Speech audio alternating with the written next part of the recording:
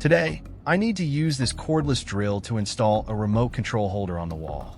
However, no matter how many times I press the power switch, the drill simply won't start. It looks like the problem may be with the battery itself, so I'll remove it from the drill and inspect it more closely. Next, I press the battery's power indicator button, but none of the indicator lights turn on. This suggests that the battery may be completely discharged or experiencing a fault. First, I use a digital multimeter to measure the battery's output voltage. When I place the two probes on the battery terminals, the meter reads 0 volts.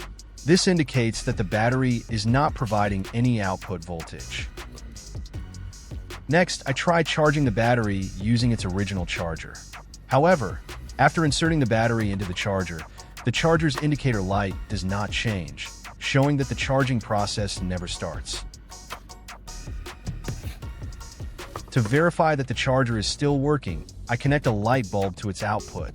The bulb lights up immediately, confirming that the charger is supplying power normally.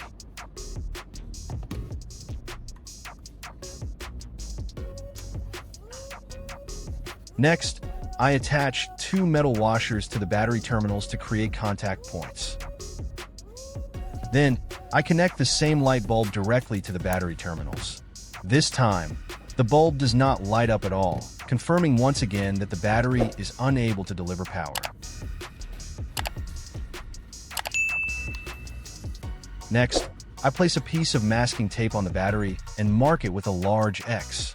This makes it easy to identify the battery throughout the repair process. First, I use a screwdriver to remove the 4 screws at the corners of the battery housing and open the outer cover.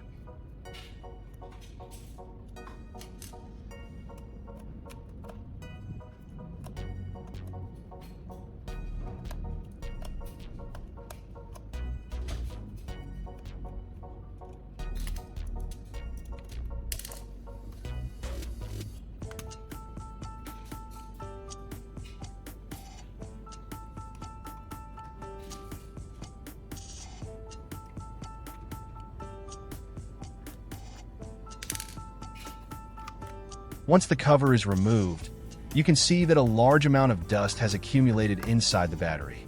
This buildup can reduce electrical contact and make inspection and repair more difficult. So, I use a soft paintbrush to remove the dust from inside the battery housing.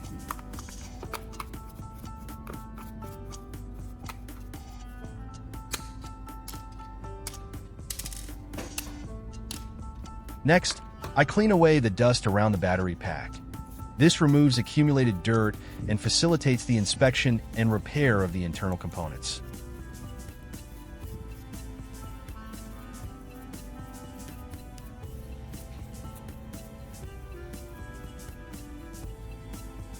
In the next step, I use RP7 penetrating oil to clean the battery circuit board.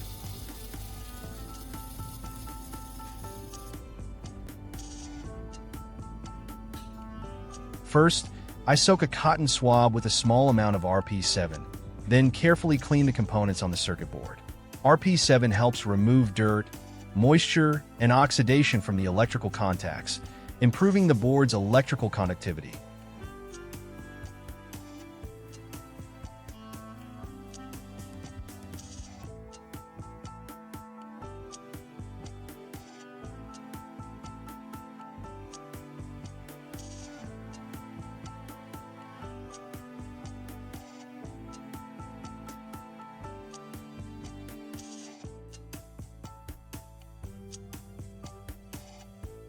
Don't forget to subscribe to support the channel and turn on the notification bell so you never miss my latest videos.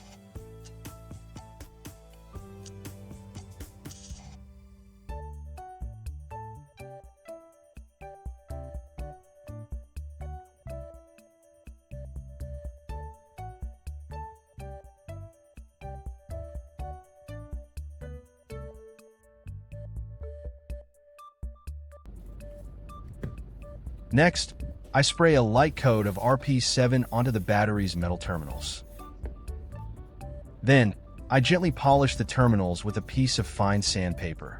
This removes oxidation and surface contamination, allowing the electrical contacts to conduct current more effectively.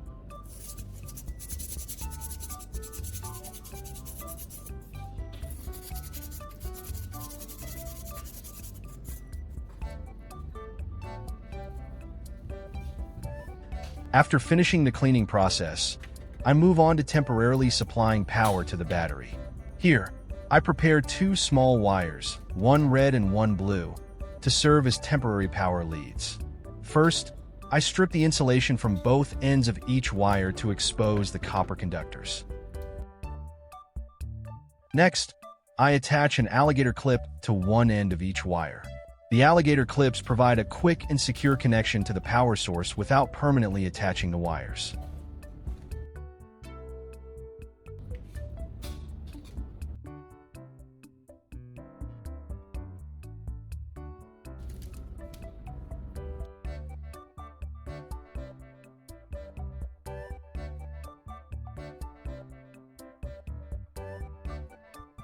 I attach the remaining electrical clamp to the red wire.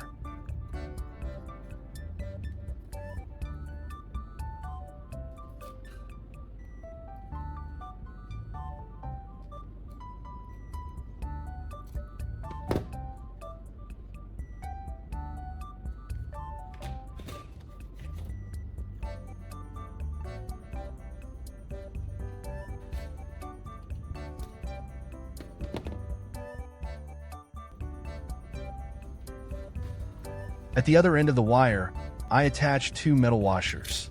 These washers act as contact terminals, providing a more secure connection to the power source while increasing the contact area and reducing the risk of a loose connection during use.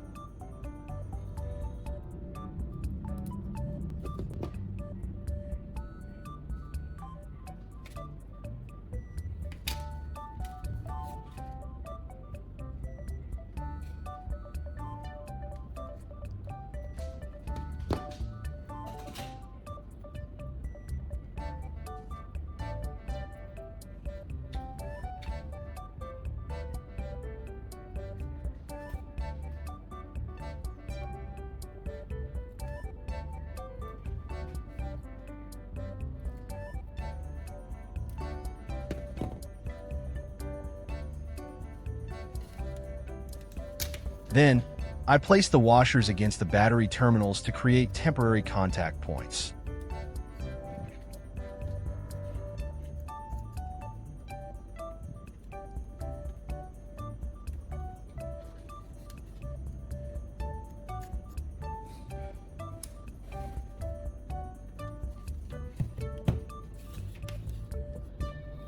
Next, I use a 12-volt lead-acid battery as the temporary power source.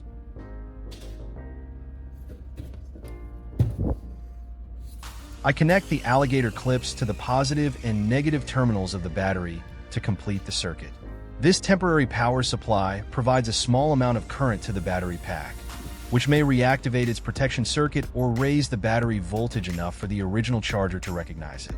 This is only an initial activation step before charging the battery normally with its original charger.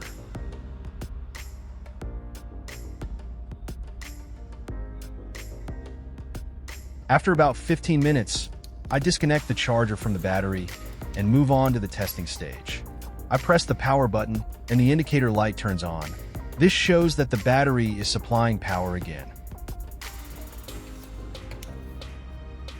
Next, I reassemble the battery casing.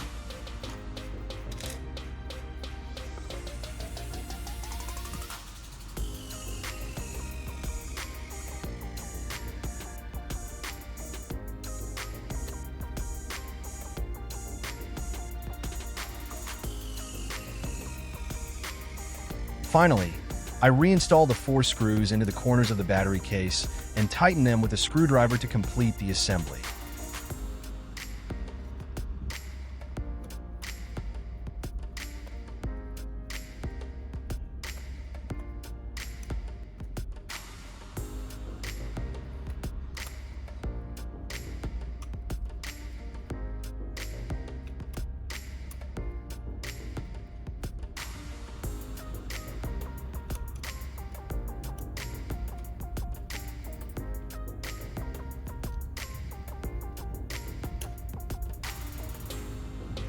Now, I connect the battery to the charger once again.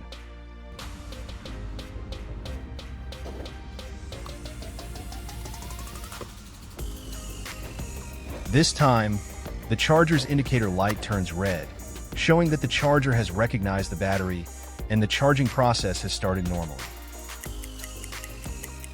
After about 20 minutes, the indicator changes to green, indicating that the battery is fully charged.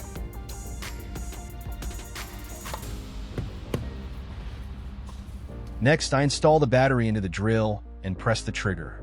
This time, the drill operates normally, confirming that the battery restoration was successful. Now, I'll test the drill in a real working situation to evaluate its performance after the repair. During the test, the drill runs smoothly, delivers strong power, and performs basic drilling tasks without any issues. With just a few simple steps, a battery that seemed unusable is working again. If you found this video helpful, don't forget to like and subscribe for more DIY repairs and restoration projects.